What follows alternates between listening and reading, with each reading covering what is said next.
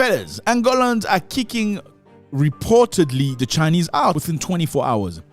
Apparently, they have given them 24 hours to leave the country, and this is crazy because they say they are the biggest looters, launderers, and environmental polluters.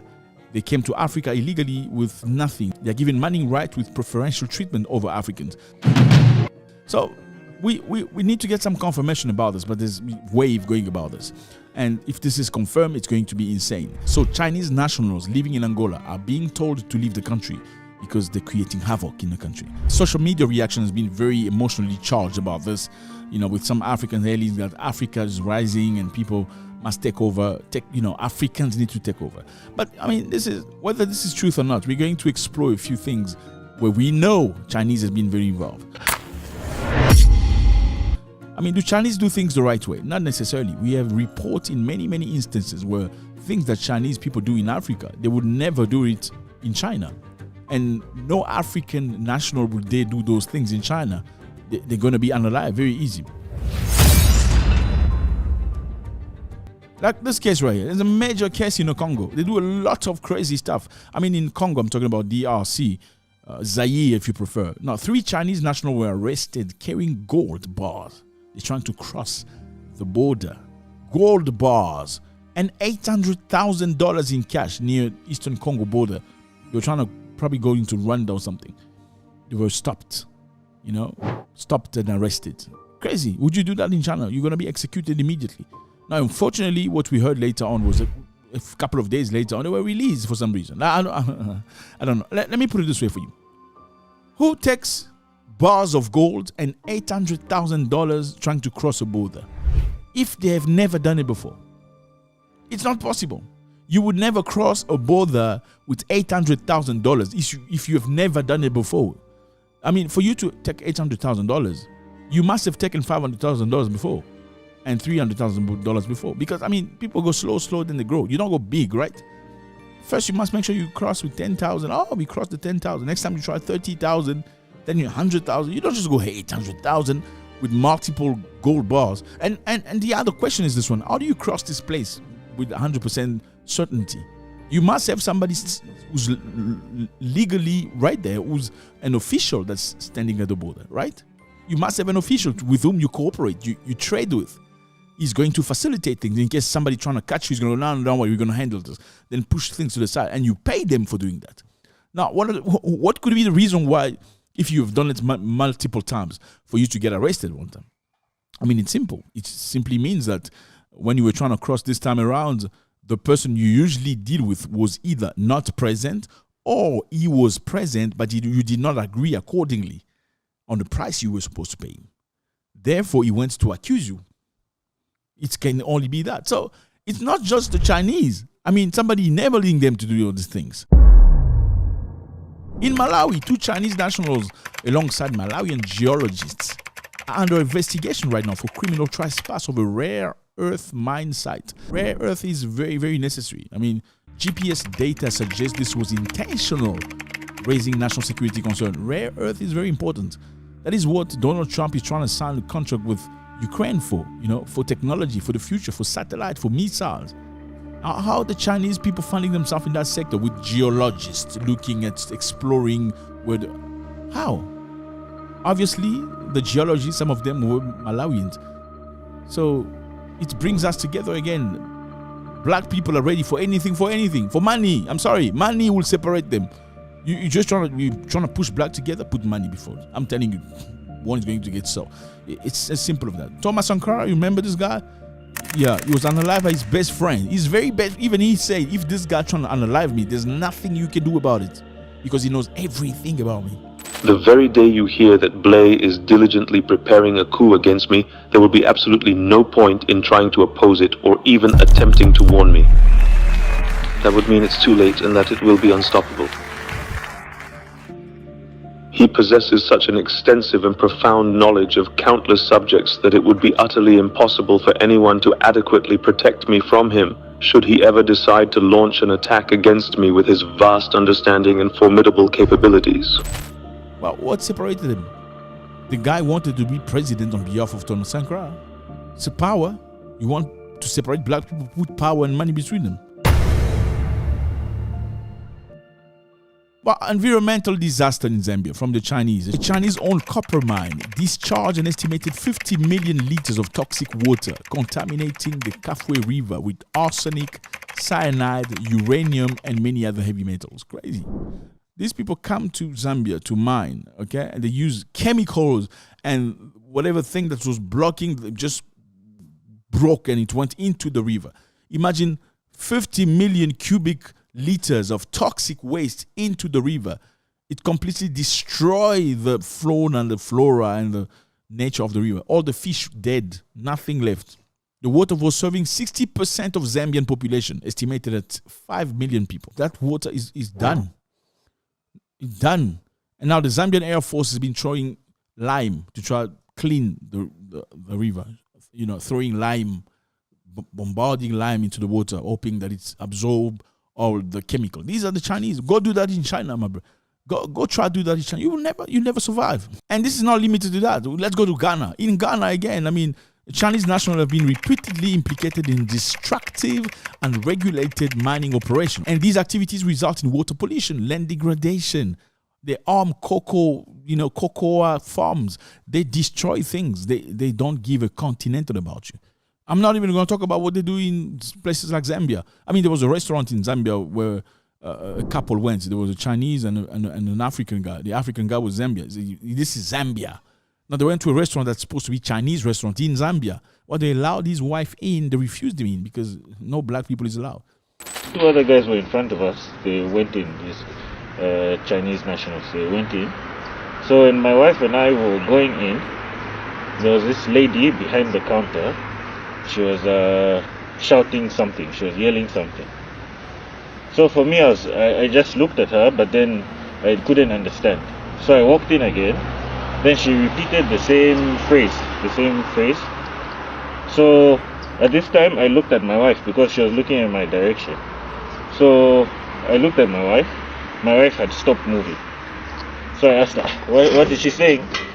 So the lady said, foreigners are not allowed in this shop.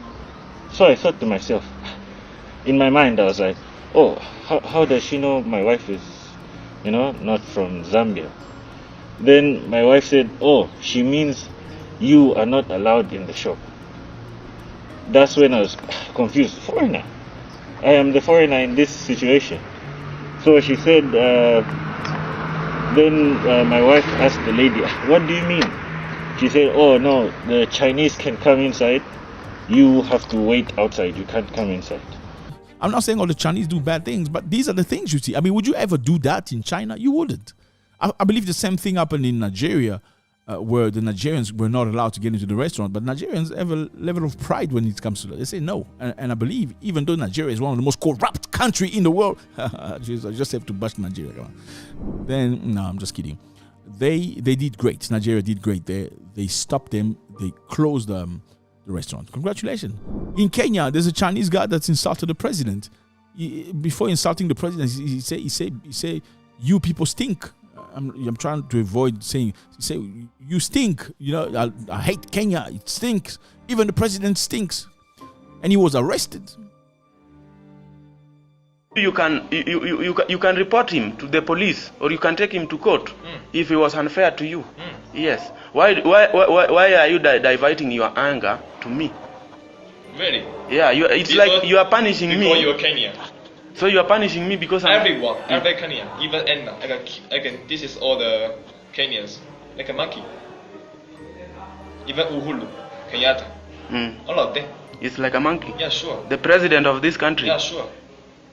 You can go to court and tell me. Who has the evidence? Kenyans like an actor. Congratulations to Kenya again. He was arrested and sent back to his country by force because he disrespected the nation.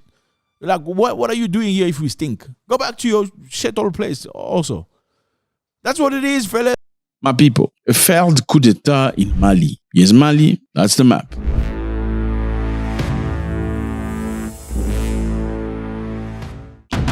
Coup d'etat, you know what it is? I know you know because you know. Not everybody understands. The coup d'etat is basically when they take power by force, when they sometimes unalive the president. Some other time they don't unalive the president, they just get him out of office. They put a gun on his head and tell him to shut up. That's it. You're done. somebody else is going to take power. Well, failed coup d'etat, at least they knew exactly what was going to happen and many people have been arrested. You're going to find out about that just now. What's happening, everybody? I hope you're doing good. Beautiful day. Thank you very much for stopping by. Before we start, can I ask you to do this? Can you all just do this? It costs you nothing. We feel appreciated. It's done. Great. Now, in Mali, let's start with the decoy. Okay, Mali army has seized 20 inflatable vehicles, and it said was intended to be used by armed group operating in the country. So basically, these people come up with something like, I mean, this is out of the movies, like cars, but inflatable. They look like Land Cruisers. You know, Land Cruisers are used by many terrorists. Now, you must ask yourself a question. Where do these guys get brand new Land Cruisers? They're supposed to be terrorists, illegal. I mean, no country is supposed to sell weapons to terrorist groups. Who sells them those cars? Question mark. Now, they do that to try to protect themselves from drone attacks. So basically, the Malian government has been acquiring, modern drones to try and find out where the terrorists are, and they will bomb them. Now, the terrorists have come with decoys, inflatable decoys. Crazy stuff. Who's giving them the decoys? I'm asking, do you know? I know you know. The country's military released footage showing inflatable cars, some resembling Land Cruisers. Malian state television reported that armed groups operating in the country plan to use them decoys to trick drones into wasting expensive missiles and firing at them. Very, very clever. I mean, this is something that big countries use. The Russians use decoy. The Ukrainians had been using decoys. Who's giving these people these ideas? Question mark. What are the cost of the decoy? The decoy cost about $1,300, as opposed to a real car that costs a lot more money. They just waste this cheap decoy. I mean, $1,300 is not that cheap either. So you must ask yourself a question. How did terrorists get so much $1,300? Where from? Question mark. The Malian government has accused many times France of equipping these people. I mean, you look at the map. This is Mali. Mali was colonized by France, one of those countries. They were beaten up, they were shocked and stuff like that. After the independence, they were told, like other countries in Africa, we are going still to run you, whether you like it or not. Not like that. But yeah, okay, we are going to run you. Meaning, yeah, your economy is going to be within our hands. We're going to print your currency, meaning Mali uses a currency that is printed in France, same as Niger, Burkina Faso, Benin. They all use that currency from France. Unlike the British, they came to Africa. They stole, they looted, they went back. The French wanted to stay. They wanted to stay, not physically, but their money is used by you. And your money is linked to their money in France. They do everything commercially for you. So Mali has been ridden by terrorists for a long time. And the government is trying very hard to fight them. And you're going to find out all the details just now. So because Mali has gone through so many coups d'etats, right now, 45 Malian soldiers, including 2 generals, were arrested on the weekend for attempts to destabilize the institutions of the Sahel country. So as you can see, Malian soldiers were arrested. Now the question you must ask yourself is, why so many coups d'etats? It's very simple. One of the easiest ways to separate black people is bring money between them. Bring power between them. Bring ruling, bring control. That's what it is. That's how they sold their brothers going to slavery in Brazil, in the Caribbean, in America. Yeah, I know some Americans here don't believe that their ancestors came from Africa. We're not talking about those ones. We're not talking to them either. We're talking to our brothers that are, hey, I salute you. So back in time, some of those chiefs, they maybe didn't take money as money, but they took gifts and things and mirrors and to let people go. It's very sad. You look in the past to see the future. Thomas Sankara, this man right here, he was pro-women. He allowed many women in his parliament. This is a long time ago. Thomas Sankara encouraged black people to sow their own food, to stop begging. Our country produces more than enough. Indeed, it produces a substantial amount, enough to comfortably feed ourselves and even contribute to global food security. We could even exceed our own production, unfortunately. Due to a lack of organization, we are still forced to reach out and ask for food aid. This food aid, which profoundly holds us back from progress, which subtly influences our decisions and autonomy, which deeply instills within our minds this pervasive habit, these ingrained reflexes of beggars, of individuals who have become utterly dependent on external assistance, thereby hindering their own self-sufficiency and inherent dignity. Start cultivating. Thomas Sankara said, don't buy liver straws, all these expensive clothes. How about we start buying from our own people? Thomas Sankara told these people from the government, I don't want any of you to drive Mercedes anymore. That's it. You don't have to because it's too expensive. We could use that money to finance somebody's school. How about you use this cheap? These are the cars they were using. Thomas Sankara said to everybody, listen, from now on, if you're traveling, no governmental human or person or representative will travel business class anymore. That's it. It's too much money we're wasting. We could invest in some child's life. If you take off, your airplane takes off, business class people take off, economic take off too. When the plane lands, business class people land, economics land too. Matter of fact, if the plane crashes, mostly business class people die before everybody else. We impose them on the government. On whom? On the members of the government to whom we impose a very modest lifestyle. Our ministers are not allowed to travel in first class on airplanes. They fly in economy class. And even when it's possible to have them travel by charter flights, we do so. So that's what he said. And imagine a person like that. They unalived him. Somebody that says, we don't need money from them anymore. They unalived him. This is the guy that unalived him. His best friend. Because of what? Because of power and money. That's the point I'm saying. Why is Mali the way it is today? Mali is here today because this president, Koita, took power from this previous president, Keita. You can see this President Keita. Why did President Keita kicked out? He was kicked out because they felt that he was useless. Why was he useless? Keita was president fighting terrorists. And while he was fighting terrorists, he said on TV that we are not strong enough to fight the terrorists. He literally said the terrorists are stronger than us. Listen what he said. He said, yes, there is a moment when the enemy is stronger than us. We must accept that. And that's why we need support. I mean, the president coming on TV while the country is at war, saying the enemy is stronger than us. What kind of morale are you giving to your soldiers that have sacrificed their life to go fight? What kind of mental strength people need morale to go fight. Are you telling them, oh, we know they are stronger than us? Actually, you don't do that. So people were very, very angry. There was a major uproar. And that is when the group of soldiers here took over. They said, you're not doing anything.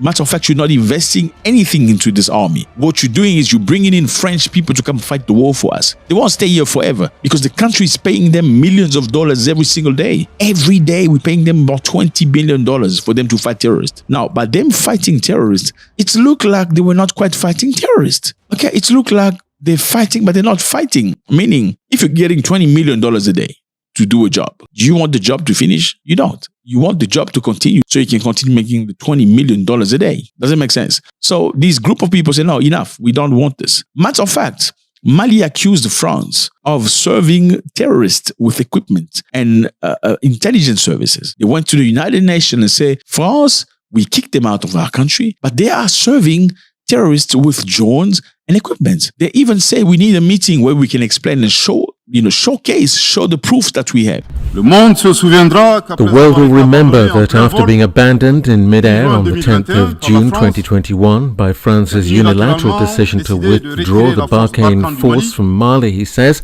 my country was then stabbed in the back by the French authorities. In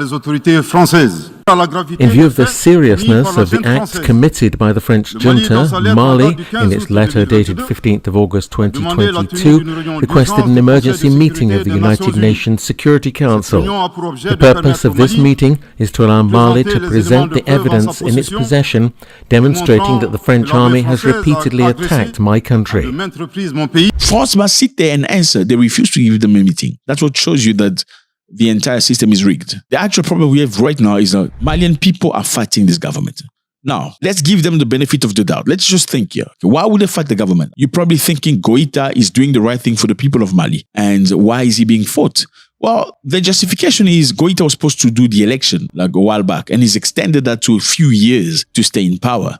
Therefore, they must be angry because there's a lot of people, a lot of dissidents that are not happy with him. They feel like he throws people in jail. People feel like they have no right to express themselves. Whenever they express themselves, they're thrown in jail. Have there people been thrown in jail? Yes, there have been people thrown in jail. Do they have proof to do that? Well, they have proof to do that. The question is, people are angry especially because of the elections. Now, the question you must ask yourself is it the right time to do the election? Question mark. Because, look at Ukraine. In Ukraine, every dissident of the government was shut down. Even political parties, the people that were saying, let's find a solution with Russia, let's talk, they were all shut down. Political parties were shut down. Even the church, Orthodox Church, was shut down because they felt they were pro-Russia. Did people go on uproar and angry? No. Well, Mali has shut down TV station from France. Why? Because they were talking positively about terrorists, saying they're winning, they're advancing, they're very strong. So Mali feels like, why would I allow you to speak to my people, to my channels, and you are just gunning me down in terms of propaganda? Does it make sense for a country to say, I'm shutting down this TV channel because they are doing things that are not beneficial to me? You tell me what you think. I mean, the TV station RT was blocked from broadcasting in Europe because they didn't want the Russian version of the story to be heard. I mean, the Europeans thought that all the people in the world are not smart enough. They're stupid. So let's feed them with our version of the truth. Let's not allow them. I mean, they could have allowed people to watch the RT from Russia and watch them and make their own conclusions, right? Well, they didn't do that. They say we're not going to listen to the Russians. We're shutting them down because whatever they're saying goes against what we're saying. Well, if the Ukrainian and the European can do it, why can Mali do it? Now, does this justify if they are doing negative things to the people? Absolutely not. I think it comes a time where you have to do the right thing. Now, the other question is, could this President Goita got an acquired taste to power where you can start with being good? Because some people say sometimes an African president will want to be good at start, until he understands that he has power, he has money and opportunities and things, and he doesn't want to go anymore. People are accusing him of staying in power beyond the promised time. Now, does this justify their attack? Maybe not. Maybe he's got a reason. You know, one of the reasons why you may stay in power, just like Zelensky, is because you're at war. Okay? Zelensky stayed in power. There was no election. There was change in the government, but there was no election because they're still under the threat of Russia. Now, can Zelensky use it and not Mali? Let me know how you feel about this. You know, we live in a society where respect is usually gifted for free to people that financially sound, right? When you see that neighbor, maybe not a neighbor, but that guy that everybody knows to have millions of dollars, whatever your currency is. Yeah. People give him respect. There's a level of respect that comes automatically. You just see him, hello, hi. You don't necessarily say hi, sir, but yeah, you know, unfortunately, that's what it is. He may be the worst quality of human beings, but people still respect him just because he's got money. I don't know who came up with that. Like, you got to have piece of papers to have respect. You know, piece of paper you need to have a house and stuff, to have cars and stuff. But that's what it is, unfortunately. That's the reality. Should you necessarily have money to be respected? I mean, we all have that uncle in the family that doesn't necessarily have money, but he doesn't play with nobody. Therefore, there's a respect is imposed, whether you like it or not. You're not going to talk to him anyhow.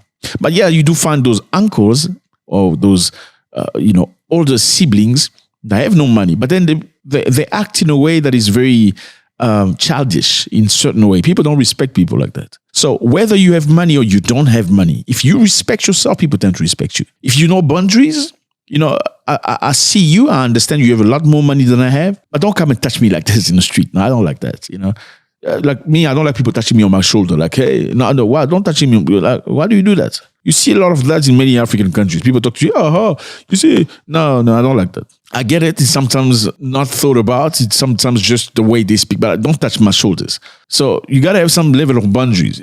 If you accept anything, they will treat you anyhow. I mean, don't be shocked when people treat you in a way that is inappropriate. If you go to the house every single day, Monday, Tuesday, Wednesday, Thursday, you eat on Friday, Saturday, and Sunday. When you come back on a Monday the next week, they're probably going to say to you, we have visitors, please sit outside. Don't get shocked. Because you come every day, because you ask for loans, because you ask for food. They will tell you to sit outside. We have visitors. Even though, like, am I not a visitor myself? No, you're not a visitor like that anymore because you come every day, you beg. So they put you outside. So respect is not necessarily about having. It's sometimes about not having. It's sometimes about refusing. They offer you things, you say, no, thank you. I don't think, thank you very much. You see that a lot among white people. I'm sorry. I know people get triggered. I'm always going to tell you the truth. They say, oh, sorry, no, don't do that. Don't pay. I'm going to pay. Yeah. You know, you already know that. In this community, in some cases, in many cases, when you see a group of people, you go and eat, the group of people know who's got the money. And the group of people expect the person with the money to pay the bills for everybody, even if they have money in their pockets. Sometimes they act like they're looking for money, but they know the waiter's right there or the waitress. By the time they're looking for the money in the pocket, the person is paid. I know the strategies. Not everybody does it, but a lot of people do it. Anyway, we are in Nigeria. What's up, everybody? I hope you're doing good. It's a beautiful day. Thank you very much. You know you're always going to have a good time here, okay? Now, before you start, can I ask you to do this? Let's all do this first. Yeah, it costs you nothing. We feel appreciated. It's done. Thank you very much. Read Nigeria. Nigeria is right here on the map. We're going to talk about Nigeria. We're going to talk about Niger. It's two different countries. Look, this is Nigeria. This is Niger. This is Nigeria again. This is Niger. Very close proximity people, but different people. Anyway, Nigeria. Now, Nigeria has done something very interesting in terms of respect. Nigeria has reaffirmed its refusal to accept individuals deported from the United States of America. Congratulations, Nigeria. Big my coffee. Y'all say I hate Nigeria. You hate Nigeria. You be mumu. What is that Charlie boy say mumu don't too much? Charlie boy now mumu not too much. You be mumu. You think say they wise. You are a mumu man. You be mumu, because when it's good, we talk about it. When it's bad, we talk about it. We're not going to spare anybody. Now, let's continue on Nigeria. So Nigeria says they're not going to settle themselves like Rwanda, Eswatini, and Sudan. They're not part of that game. They're not playing that game. No, they're not going to do that, because Rwanda, Eswatini, and Sudan have agreed to receive foreigners expelled from the United States of America. Nigeria said, nah, you're not going to bully us like that. The spokesperson of the Ministry of Foreign Affairs expressed himself. This person right here, Kemiebi Ebiemfa, spokesperson of Foreign Affairs, emphasizing that Nigeria firmly maintained its refusal, citing reasons related to national security and economic situation. Venezuelans to be deported from the US, some straight out of prison. It will be difficult for a country like Nigeria to accept Venezuelan prisoners into Nigeria. We have, in the famous words of, I don't know if you know the US rap group called Public Enemy. If you do, then you'll remember a line from Flavor Flav, a member of the group, who said, Flavor Flav has problems of his own. I can't do nothing for you, men. We have enough problems of our own. We cannot accept Venezuelan deportees to Nigeria, for crying out loud. We already have 230 million people. You will be the same people that would castigate us if we acquiesce to accepting Venezuelans from U.S. prisons to be brought. Are we under pressure? Are we under pressure from the Americans, from the U.S.? These are some of the discussions that have been ongoing, not just with Nigeria, but also with other countries. So national security for Nigeria is important. They already have Boko Haram. They don't want any more Boko Haram from China. And no, none of that.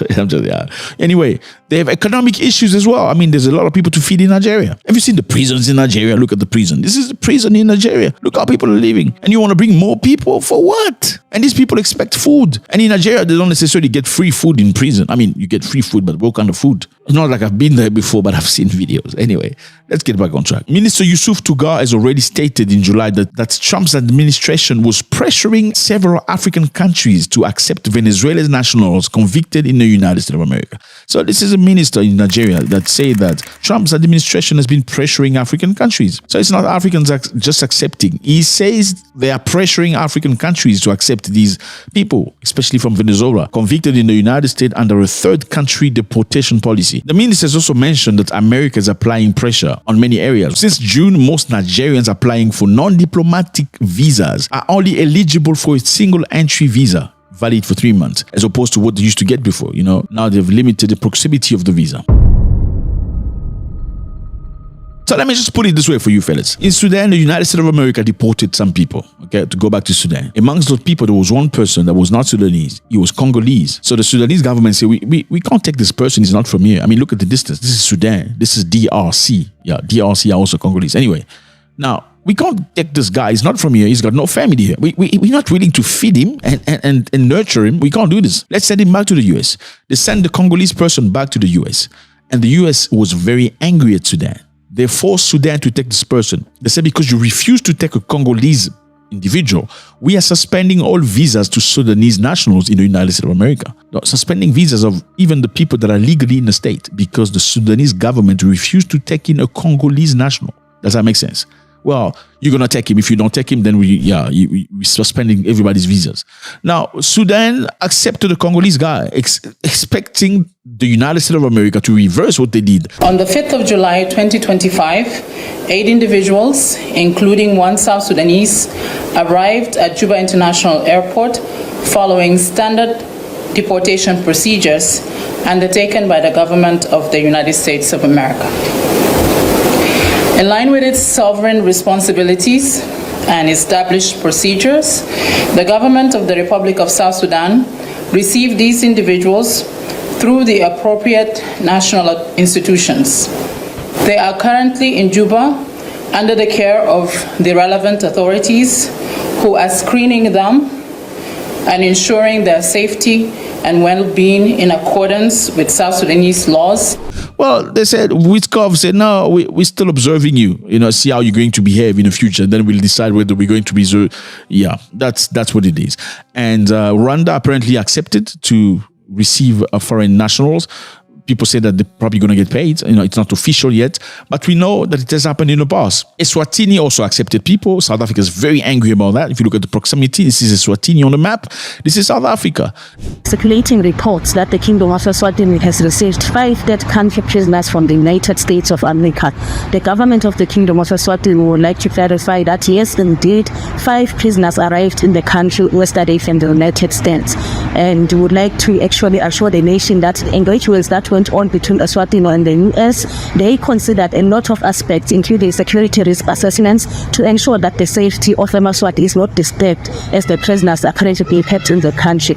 What we'd also like to clarify is the government of Eswatini is that these prisoners are not here permanently, but they will be repatriated in due course to their different countries, working in collaboration with the US government and the International Organization for Migration. Now, Eswatini accepting criminals that America called despicable people. I'm not saying it. It's this lady right here.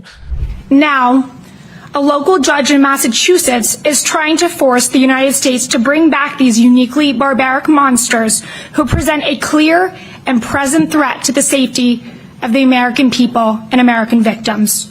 While we are fully compliant with the law and court orders, it is absolutely absurd for a district judge to try to dictate the foreign policy and national security of the United States of America. These are the monsters that the district judge is trying to protect. The contrast is brutally stark. President Trump and Secretary Noem are working every single day to get these vicious criminals off of American streets. And while activist judges are on the other side fighting to get them back onto United States soil. So we're talking about child rapists and unalivers sent to Eswatini. Eswatini is in the border of South Africa, or almost. They're inside South Africa. So if people come there, and just imagine them running away from prison and getting into South Africa, it's crazy. So the South African government is not very happy that Eswatini accepted that without consulting with them, because they're literally like one country. People have these imaginary lines, but yeah, it's the same land. In El Salvador, you can see on the map here, the United States of America sent 250 Venezuelans accused of being part of a gang. These people were in jail, incarcerated. They've been sent to El Salvador. And apparently El Salvador received between $5 to $6 million to keep these despicable people, as they call them. So what do you say? Congratulations to Nigeria for standing its ground. I mean, let's just be rational. Like I said earlier, who do you send to other people that you call despicable? I mean, are we sending these despicable people to third countries? What is despicable? Like rotten food is despicable. Let's just give context. Something smelly could be despicable, okay? Do you put something smelly in somebody's plate to say, I take it to your house because I love you? Where do you put smelly things? In trash, in dustbin, in rotting places, in places you don't respect, because nobody respects the junk, the dustbin, the trash. So we're sending them to you people because we think they're despicable. You can have it. Why don't they send despicable people to Switzerland? Send despicable people to Japan. Send despicable people to Denmark. They will never do that because they respect each other. They don't respect you. Okay? They don't respect. It's like somebody giving you the underwear. No, you don't have underwear. I'm good. Like, come on. How would you do that? If you want to offer me underwear, which is already crossing the line, you're going to bring me brand new underwear in a packet, right? Not send me despicable underwear. But we like you. Yeah. Congratulations to Nigeria, the authority, for standing the ground. You need to have a level of pride. You don't have money, but you must respect yourself to some level. Respect is everything. I'm sorry. A man who doesn't respect himself, for me, is just an animal. I'm sorry. I don't care how much money you got, but there's some way you need to speak to people. I don't care what you own, but there's a way you need to speak to your employers and stuff. Employees, I meant. Okay, fellas, it's always a great pleasure to have you here. Today we're talking about a lot of things. Okay, we have lots of things to talk about, but we're going to make it very fast.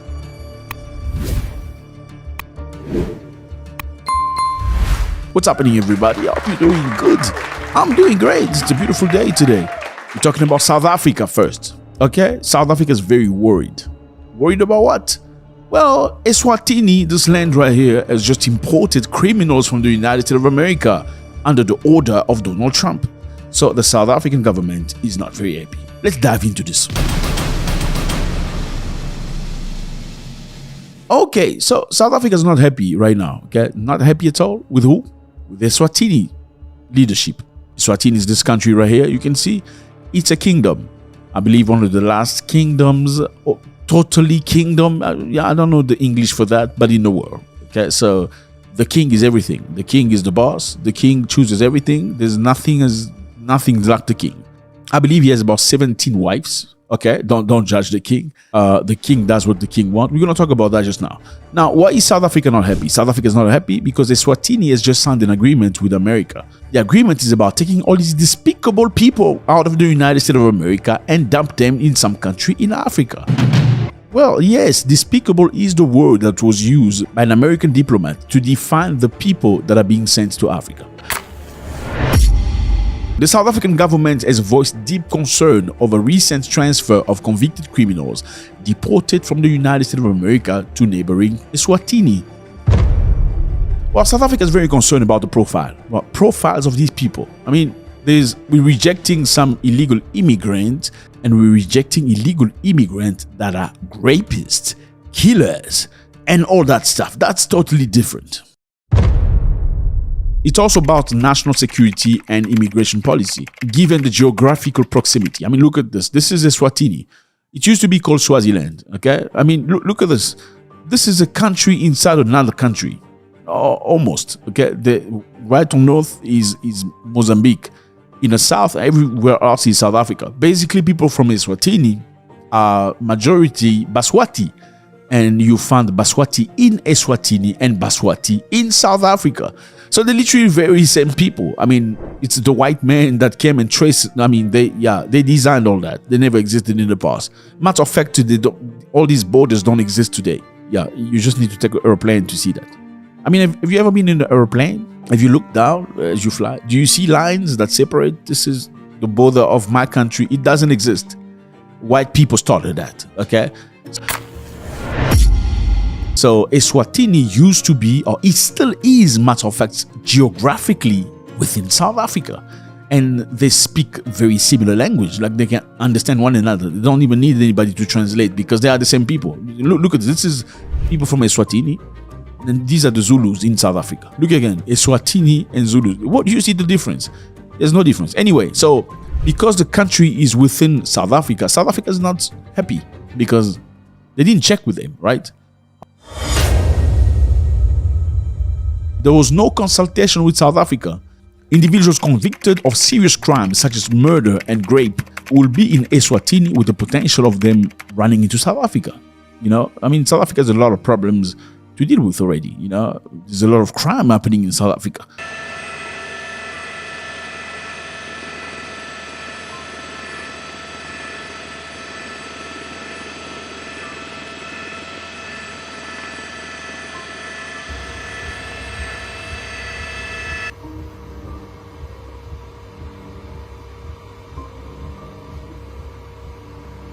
A lot of it. I mean, matter of fact, when they talk about the cities in the world that are the most violent, there's always 3 cities of South Africa that appear every year.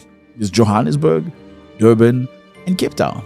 I mean, these are beautiful cities, no doubt about that. When it comes to, you know, plastic, it's beautiful to see. Beautiful to be. I mean, a beautiful experience. But it's dangerous.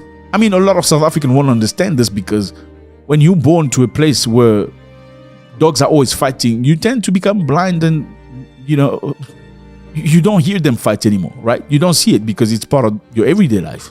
Now, for the reality is different. There are still places you go, you don't want to go to. So who are these deportees to Eswatini? We're talking about individuals from Vietnam, from Jamaica, from Cuba, from Yemen, from Laos. I mean, yeah, Trump is taking people from all these countries and dumping them in Africa. I mean, I'm sorry, you know, the word dumping just sounds bad. But When you define somebody as despicable human being, we need to get them out of the United States of America. Do you send despicable things to your neighbors that you value? I mean, do you send despicable gifts to your cousins? You don't do that. I'm just saying, right? Where do you send despicable things? To trash, to the dustbin, to the dump. That's where you throw it. And historically, you've seen Donald Trump call these countries what? Shithole countries. So let's send all the despicable people to the shithole countries. I'm not inventing anything. I'm just repeating what's been said in the past. Why isn't there none of these people being sent to France or Belgium or Ireland in the name of, okay, it's just immigration, let's send them to Ireland? Why have they not proposed any of these things to Germany? Why only African countries? That tells you a nice tale that you need to know. I mean, well, South Africa said we're not going to accept this. We're not happy with this. Well, I don't know if they're going to really push back, or it's just word, because we do know that South Africa is going through a very rough time with the United States of America right now, with sanctions and annihilation of AGOA. Not officially, but with the 30% tariff. We don't know if South Africa will really push. It's like I'm angry. I want to ask you to get out of my house, and I'm angry, but I can't ask you to get out of my house because I get money from you for electricity. You know what I'm saying? Eswatini government has confirmed that the men are being held in solitary confinement in a named maximum security facility. So Eswatini knows that these people are very dangerous. Well, available evidence indicate that Eswatini received payment from the United States of America. The US government covers incarcerated costs of the deported. So there's money happening here. There's not just money. Eswatini also want to be on the good books of the US right now. Now, is this you giving your behind to somebody you don't necessarily respect? Because Africans talk a lot of crap about the US. I'm sorry, this is the truth. You also, the US does European colonialism, but in the meantime, you're still bending over. I mean, despicable people to your country. I mean, how much money do you think it's worth that? Bringing those people that will potentially bring more crime and rapes and killings. I don't know. Does South Africa have the right to say, we're not happy with this? Because you're bringing people right next to our country. I mean, inside our country. These are criminals. Can South Africa push back? I mean, South Africa is a little back foot right now with the United States of America, with things that happen. Can they really push back? Say, we don't want these people near our country. Do you think America would accept Russia to send criminals and stuff right next to, Alaska or by Canada or something? I mean, they wouldn't accept that, would they? And now we're moving to Sudan. Yes, fellas, Sudan, we all going to talk about Africa here. Thank you very much for stopping by. Is this your first time? We appreciate you. If you didn't do this, please, I urge you to do so. It costs you nothing. We feel appreciated. It's done. Thank you. This is Sudan right here on the map. Well, the UAE has blocked all Sudanese airplanes from landing to their land. Okay, UAE right here. They say no Sudanese airplane can land in the country. It's not authorized. The United Arab Emirates has banned Sudanese planes from landing at its airport. And this has happened days after the authorities of Sudan accused the Gulf nation of backing foreign mercenaries involved in hostile attacks. So, if you have not watched our video about Sudan, I urge you to watch it. It's a very, very interesting story. In fact, Sudan is at war right now. There's a major war happening between two parties. The government party is accusing the UAE of sending mercenaries to the rebel and also supplying them with weapons and ammunition. It's a very interesting story. I suggest you go have a look at it and understand the whys. But for now, as a retaliation, the UAE has said to Sudan, don't land your flight here anymore. That's it. Now, why do Sudan need to land the flight to UAE? Well, you know the UAE to be a major hub of distribution. You know, many airplanes, when they want to go to Europe, they will stop at Dubai. You want to go to Asia, they'll stop at Dubai. So it's like central for many countries. Now, for any person from Sudan that works in Saudi Arabia, they cannot stop anymore because their plane is stopped. And this is creating major problems. So for that, I suggest you go have a look at the video so you can understand. And now we're moving to Zambia. Fellas, some crazy stuff is happening in Zambia.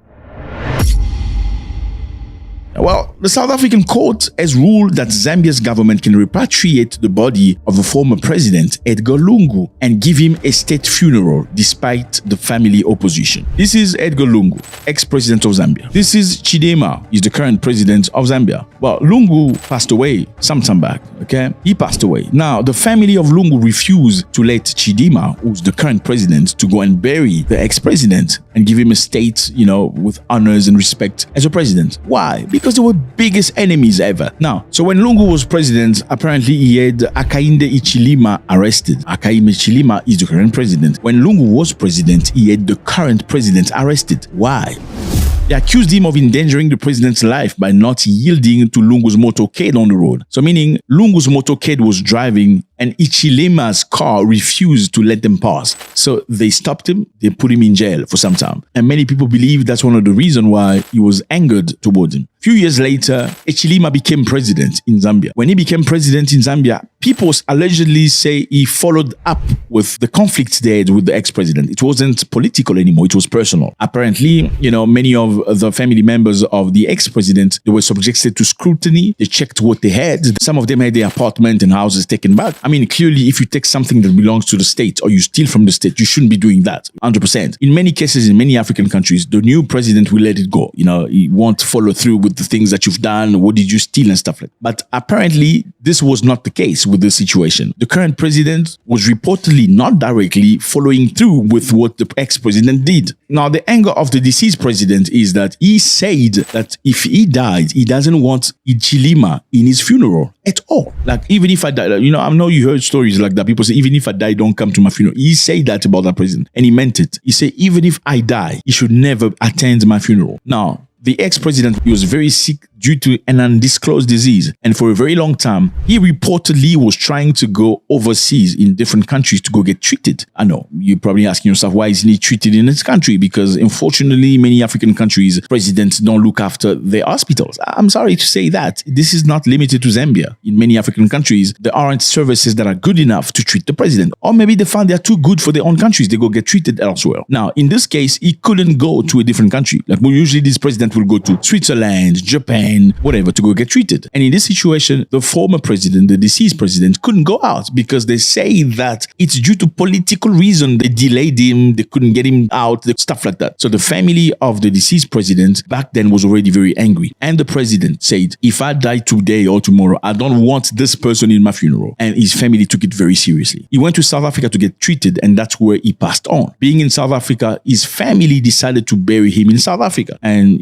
respect his will. He wanted to be buried away from this person who has long time been his enemy politically. Now they went to court. They went to court because the Zambian government said it makes no sense. I mean, the president is not your person anymore because he's the president of a country, and he should be gifted a decent burial. A burial worth a president. Now, as you can see here on court, that the woman screaming and shouting is the sister of the president. Very, very disappointed with the court ruling. She clearly detests the people that were against her brother, which we can understand. I mean, that's your brother. Now, some people are saying that the South Africans are xenophobic. They don't even want a president from another country to be buried in their land.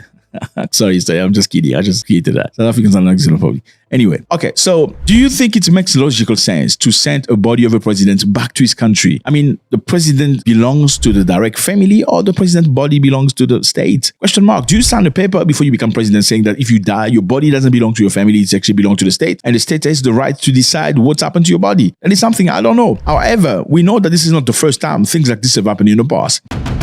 This is Zimbabwe. You see, Zimbabwe is right next to Zambia, the neighboring country. This man right here is Robert Mugabe. He used to be a great, great man when he fought against oppression. But with time, he became older and his policies changed. Now, before Mugabe passed, he said he felt betrayed by the president, the new president, who worked for him for many years. For about 40 years, Mnangagwa, this guy here, worked for him. And Mnangagwa toppled him. Why? Because Mugabe, at a certain time, wanted to make his wife the vice president and take out Mnangagwa. So Mnangagwa was the vice president. Then he said, no, I actually want to get my wife to be vice president. Then Mnangagwa said, you know what? No, I've been behind you for 40 years. I think this is it. We're taking you out. But they didn't unalive him. I'm sure he was recognizant of, okay, this guy has been good to me, but I think he cannot run the country anymore. Let's just topple him and not hurt him. And after that, when Mugabe was really bad and they needed to plan the burial, he said he doesn't want to be buried by these people because he felt betrayed by them. Was he right? Question mark. But after weeks of long dispute between his family and the Zimbabwe government, he eventually was buried at his rural home village in Kutama, Mvimba district, in a very private ceremony. And again, this happened again in Zambia before with Kenneth Kaunda. Oh, this is Kenneth Kaunda. His family wanted him to be buried with the family, with his wife. But then unfortunately, the state said, you know what? He said he wanted to be buried next to his wife. Fortunately, the state decided differently. The state wanted him to be buried in a style of a state. Let me know how you feel about this. This is crazy. The South African authority resisting the proposal of offering United States of America minerals exclusively. I mean, imagine South Africa bending down to the US pressure and give everything. That's crazy. That's insane. This minister right here stood strong. He said, we are not going to do this. You passed an Exploration Act, and therefore Trump will withhold funding to South Africa. And they said, let's not mobilize Africa. Let's withhold minerals to US. That is it. If they don't give us money, let's not give them minerals. But the reality, they take our minerals, but say we're withdrawing funding. No, we have minerals in the continent, and therefore we have something that we have. We're not just beggars. Not at all. Zambia's ex-president body to be returned to the government for burial. Let me know how you feel about this. Always a great pleasure. Fellas, we know from YouTube that a lot of you guys watch videos but you're not subscribed. And I don't know why you're not subscribed. I like you. Why don't you like me back? No. You know you gotta subscribe on this. Thank you so much. Nigerians are not happy at all. They're very angry at this lady right here. This one. They're screaming, they're shouting, they're throwing tantrums, they're insulting her bad. They're calling her mumu. I am mumu too much. You be mumu. You think say they wise? Imagine being called mumu by a Nigerian. Say you be mumu, my man. You must go cry if they call you mumu. They're calling her mumu. You know what I mean? Why? Because the woman refused to identify as Nigerian. Now, who is this lady? We're gonna find out just now. Have you ever heard of a story of somebody refusing to identify as a nation and the nation goes ballistic against the person? They've insulted her, they've insulted her ancestors, they've insulted the family, they've called her name, who the hell, yeah. So the woman's name is Kemi Badenoch. Well, Badenoch is not a Nigerian name, okay? And we're gonna find out why Nigerians feel they can insult this lady. So you're asking yourself the question, why are they insulting her? Basically, Badenoch's statement was that she no longer identifies as Nigerian. This has sparkled criticism, and particularly from the Nigerian community. They're very angry. Well, I think that the BBC certainly wrote that headline. It wasn't quite what I said, but it is true. My main identity is as British. That is what I see myself as. Nigeria is a nationality. It's not an ethnicity. There's no such language as Nigerian. There are lots of different ethnic groups there. And I think that as a politician in this country, we need to be very focused on what is happening here, not what's happening elsewhere. And every day, I see loads of Labour MPs in particular talking about every other country except the UK. If you come to this country, you need to be very focused on making sure that you integrate. And if you're a politician, you need to be 100% focused on British issues. And that's basically what I would say. So during an interview, this lady said, I do not identify as Nigerian. Stop mentioning Nigerian. I'm not Nigerian. I'm British. Is she right to say that or not? Now, a lot of people are very angry. Like, you see plenty of videos online from Nigerian national. Why? Who do you think you are? We don't want you to be Nigerian. Yeah. How do you, like, why are you angry? Why are you angry at somebody that says he doesn't want to be Nigerian? Now, is she Nigerian? First, let's continue to what she said. She also mentioned that she hasn't renewed the Nigerian passport in 20 years. Badenoch prefer identifying as Yoruba. That's one ethnic group in Nigeria, but not Nigerian. He says I'm Yoruba, I recognize that, but I'm not Nigerian. When you talk about Nigeria, please don't mention me. I'm not part of that nonsense. Don't count me out. So people are very angry at her. They're coming for her. They're insulting her. They're saying she's crazy. Is she really crazy? We're gonna find out about that. I identify less with the country than with the specific ethnicity, Yoruba. I have nothing in common with people from the north of the country. Those were our ethnic enemies. Northern Nigeria, you find a lot of people, including Fulanis. Okay, Fulanis are some of the people, amongst them, the majority at least, that are very much involved with kidnapping, with unaliving Christians. Yeah. Yes. So she said, I don't want to be identified with those people. Or any other people for that matter. I identify with my tribe, my ethnic group. Please don't call me Nigeria. I'm not interested. And because of that, people are very angry. They're screaming. So my Yoruba people, I hope you guys have heard that our Niger sister, Kemi Badenoch, the UK politician with Nigerian roots, has reportedly denounced being Nigerian. UK Conservative political party leader Kemi Badenoch has finally denied her Nigeria identity. So who is Kemi Badenoch? You certainly want to find out.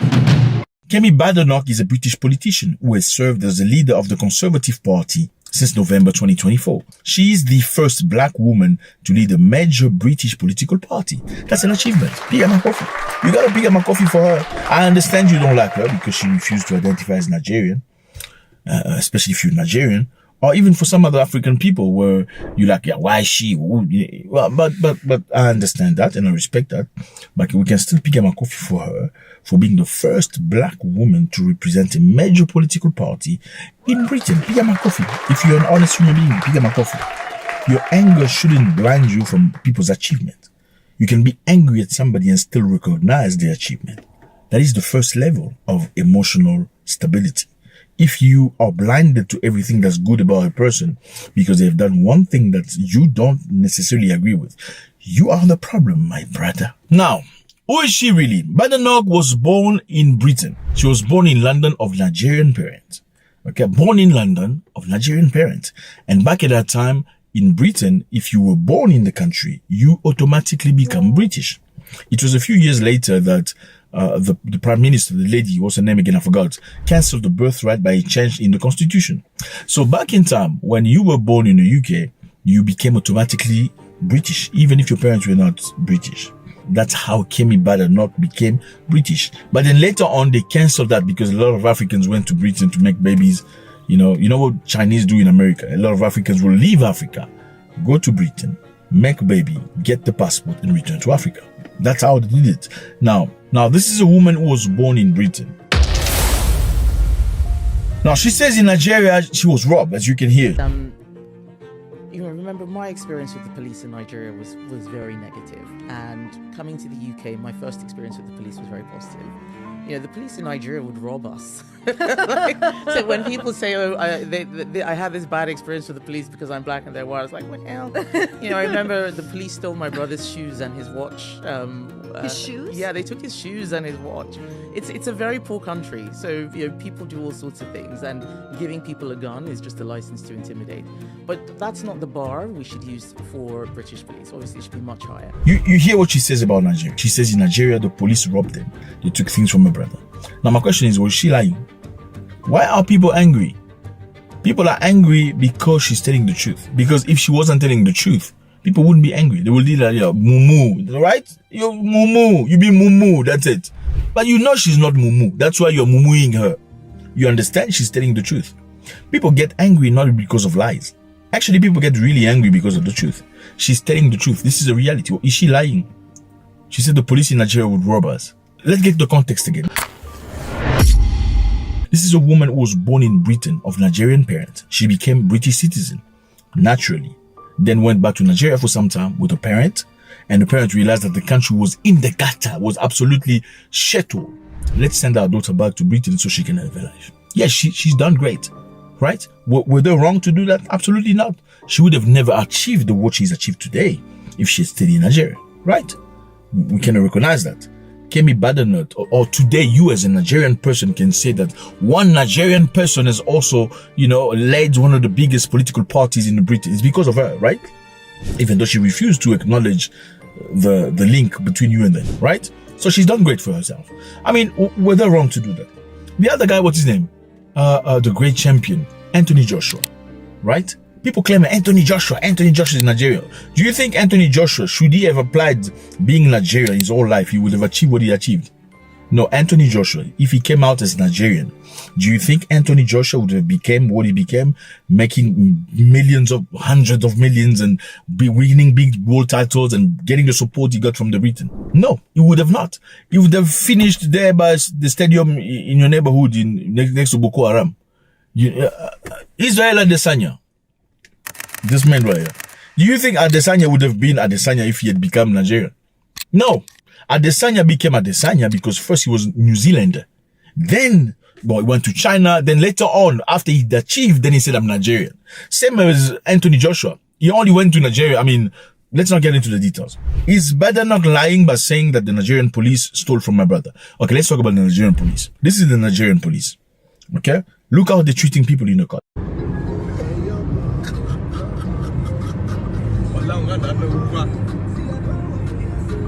Can you imagine? Imagine. Now, was Badenoch wrong by mentioning this? Or people are just angry because it's like you're showing the nakedness that you shouldn't have known, I mean, right? You're angry because she's telling the truth about the country you wish would have stayed quiet. Now, is she doing wrong? The problem with Africans is what? You prefer to hide a wound that rotting. You rather have the wound rotting, but let not the doctor see it. Let not any other person in the room know that I have a wound that's rotting. You would rather have the wound rotting until to a point they have to chop the leg off than have somebody mention, my dear friends, you have a wound, go see the doctor. You don't like that. People are angry at this lady because she's telling something that sounds like the truth. Are you going to be angry at this lady because she says she doesn't want to identify with this? Is that why you're angry? Are you upset? No, sorry. I know there's Nigerians and there's Africans. I mean, Africans love it when you talk about Africa. Let me put it this way for you. Me, I'm not a content creator.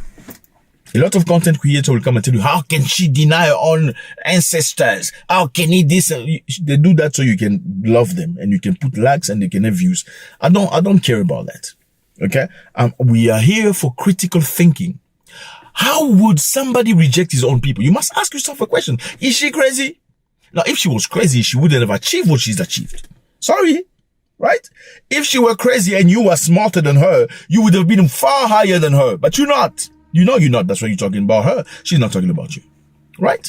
Good stuff. Do you think all the white people in UK are stupid? Only you are clever to see that she's stupid, she's not intelligent? Now, let me repeat myself. You think all British people are stupid for letting her rise to a point where she will become a leader of a political party that's emphatic? They are all stupid for letting her do that. But only you are clever. You are cleverer than all those UK people, all those British people. And you can see that she's crazy. Why would somebody reject his own people? It's because he's tired. People will reject their own people when they're tired of your behavior because you're behaving in a way that is unacceptable. People will reject their own people when you're standing out there does not represent their values. They don't want to associate with you anymore. So Kemi Badenoch was born Olukemi Olufunto Adegote. That was a real name when she was born. Olukemi Olufunto Adegote. Well, why did she change the name? I mean, why did she change the name? Because she realized it wasn't taking her anywhere in life. I'm sorry. I know you hurt. I know your feelings attached. But this is the reality. Most of these African countries are shithole. And because they shithole, they hate it when you talk about the truth. Okay? She mentioned that she was treated bad in Nigeria by the police. And people are coming for her for that. I mean, should she lie? Should she say Nigeria is a beautiful place? The police respect the rules. Everybody lives happy. No, it's not true. I mean, what are the things that are happening in Nigeria? My question is this one. You are angry because you reject Nigeria. My question is this one also. How many people do you know that are prominent that have rejected their own countries in Africa? Have you heard of Ugandan person say, I don't want Uganda anymore. I don't want to be associated with you anymore. And make it... There are prominent Ugandan people that are out there. Have you ever heard of that? Have you ever heard of a South African Zulu man say, I don't want to be Zulu anymore? That's it. Keep your Zulu-ness or keep your South African-ness. You never hear that. Because people can relay only to something that's positive. I mean, whether you cannot force this woman to say, I love Nigeria if Nigeria is in the gutter. You cannot force this woman to say, happy Nigeria. Don't talk about Nigeria. Why should she talk about Nigeria? What has Nigeria done for this lady? I'm sorry. What have you done for her? What have you done for her to achieve what she's achieved? You're being emotional. You're being purely emotional, my brother and sisters. Insulting her does not change fact. You know? Let's look at the fact. Okay, you like fact. Let's talk about the fact. Okay, what's happened in Nigeria? Let's just ask ChatGPT what has occurred in Nigeria in the past 10 days. Okay, let's see. Number 1. Prison flood in Maiduguri, Borno State. Prison flood, what's that? Heavy flooding breached medium security prison facility, allowing 281 inmates to escape. Wow. Of whom 7 have been recaptured. Of 281, only 7 have been recaptured. Crazy stuff. Next thing. Market chairman murdered in Enugu. A market chairman. Man named Stephen Aniagu, chairman of Ogbete Men Market Association, was shot and killed by unnamed gunmen in Enugu State. This is Nigeria for you in the last 10 days. Number 3, election-related shooting in Port Harcourt. During internal election of Ijo Youth Council in Port Harcourt, 2 people were reportedly killed in shooting incidents. Look at that, my man. Number 4. Baby factory trafficking rings. Investigative report revealed that baby farms my brother. Baby farms, illegal operation, kidnapping of young girls, sometimes as young as 13, forcing them into repeated pregnancies and selling babies. Selling babies on the black market continue to operate in poor southern eastern Nigerian region, despite numerous raids, closure, and... what do you want Benny Benagogs to do? What is she going to do? She can't read. Like, come on, man. Come on. I mean, internationally, what has occurred? Let's check with ChatGPT. Just a few things internationally by Nigerian. Over 50 Nigerian nationals were arrested in Ghana for their involvement in cybercrime, suspected human trafficking. Ghana Immigration Service conducted intelligence-led operation in Accra, leading to the arrest of individuals. Come on. Leave Kenny Benavet alone. Is she married? Yes. She's married to who? To a white man. Okay. Now, some of you say, well, she married a white man. That's why she's changed. Well, you marry whoever you want to marry. You know, people meet people and it has nothing to do with color. You can meet some people from a different space and they bring some insight that you never had in the past. Can you agree to that? They bring you new things. You start looking at your life differently. For somebody born in Nigeria, whatever happening in Nigeria is absolutely normal. Okay. For somebody born somewhere else, when you bring them to Nigeria, they see Boko Haram, they see kidnapping, they see unaliving of people getting shot in Bono sauce. They go crazy. So Benny Bernadotte, or Benagbek, I'm killing your name, went to Britain, learned of things, okay, that are unacceptable and refused to associate with that. You must leave her alone. Okay, I think she is right to decide who she is. Why do you want to force her to be, why do you want to force her? She says she doesn't recognize Nigeria.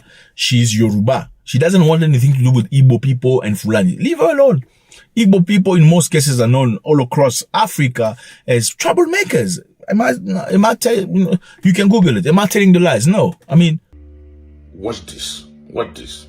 Watch what woman is causing to Igbos in Ghana. Watch.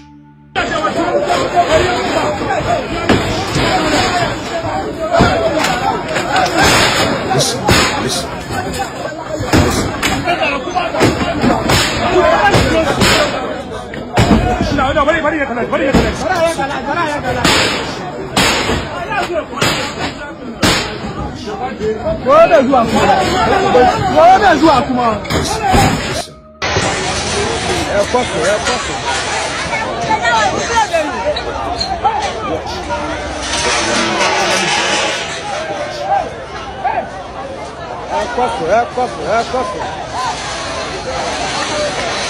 I am a full-blooded Igbo man, but Igbo people most times do not calculate before they do something.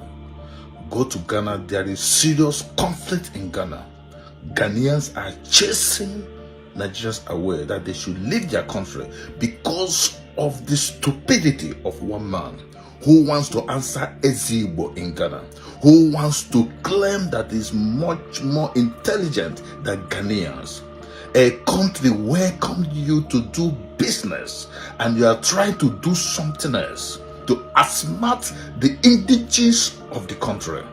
That is absolute stupidity. This is what the Ghanaians are doing right now. They said Nigerians should leave their country. You go to a country, they welcome you, you are doing business, you are doing well. Instead to concentrate and do your business and come back home and invest, you are trying to build Igbo village, Igbo city in another man's country. What manner of stupidity, what manner of rascality do we see in Igbo people? Are we the only tribe in the world? Why do we make noise anywhere we go to? Are we more intelligent than the Yorubas, than the Fulanis, than the BBOs, the TVs? We think that we are more intelligent than others, whereas we are very stupid set of people. Not everybody, but majority of the Igbo people do not act like people that have common sense. See what they are bringing to the innocent people in Ghana. Innocent Igbos that are living in Ghana doing their businesses. One person, because of greed, self-aggrandizement, wants to bring trouble to the rest of the Igbos. I stop here. But Igbos should rise to the occasion and stop making noise in other man's countries and remain humble. Do your business and get out of those areas and stop being all this stupid Ezigbo, this, that. Bullshit and rubbish.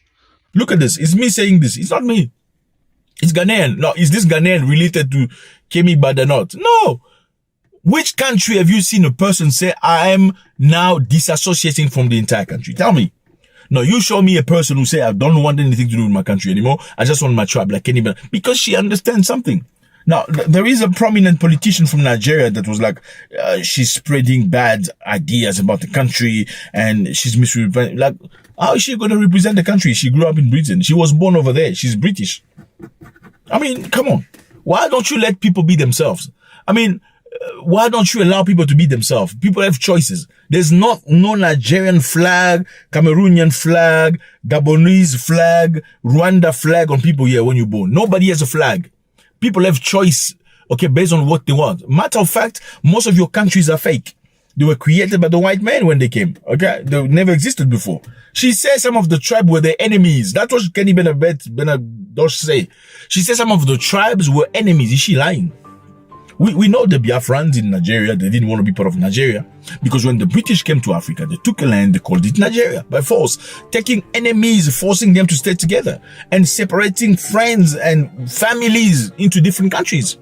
They separated families into different countries, forcing enemies to stay together. And you want one person to be faithful to something that was created by the British. By force. Come on. Leave Kenny Bernadette alone. Kenny Bernadette. Calling her Mumu. She's not Mumu. The Mumu is you, my friend. You are the Mumu. Because you are the Mumu because everybody doesn't want you. South Africa say you must leave. Ghana say you must speak. You're always there. Oh, Ghana is your sister. You're always attaching yourself to Ghanaians. I've never seen Ghanaians say, oh, Nigeria is our sister. It's always Nigerian people saying, oh, Ghana, you must never enter our problem between us and Ghana. It's always Nigerian. You know, Ghana now say you must leave. Because you left your country, you went to their country, you want to create a kingdom. Who leaves the country to go to other people's country, create a kingdom? Nobody does that, my brother. When you go to other people's country, you go to Europe, they give you a passport. They expect you to integrate in the system. You must become European. Wankwa, you must become European. When you go to America, you must become American. You must associate to a level that's respectable to the country. Where did Donald Trump's family come from? They came from Europe, right? Is Donald Trump European or American? Trump is European or American? He's American. Are you going to tell him because his ancestors came from Europe, he must identify with Europe? No! Trump is American. Benny Benadoff or Benedict is UK. You can say all you want. Oh, you will never be a white man. Surely she'll never be a white man. You can insult her saying, yeah, because you married a white man, you think you're white. It's okay. Maybe she found some good things. Don't you want to marry a white man? So let's be honest. Would you not marry a white man? Who's his husband? Her husband is Hamish Benadoc. He's a senior investment banker at Deutsche Bank. Her husband, senior investment banker at the Bank of Germany. You wouldn't marry that man? You just want to insult us because you married a white man. You would not marry a white man. Tamaya. Okay, thank you very much, fellas. It was a great pleasure. Rwanda, something happened in Rwanda, but we're going to talk about it some other time. Don't get angry. You know, I understand your stance, but don't bash this woman. Don't bash this woman for making choices, which is understandable. You need to fix the country. Nigeria has to be fixed. You can't say, if you choose, you don't want to be Nigeria. Well, fix the country. If you're smelling bad, you must shower. Stop crying. If you don't want me because I smell, go shower. Wash your teeth and your armpit. Because everybody's pushing back. Even your own people pushing back. Okay? Kemi Benadoc, God bless. Leave a comment before you leave or I will slap you. Momo.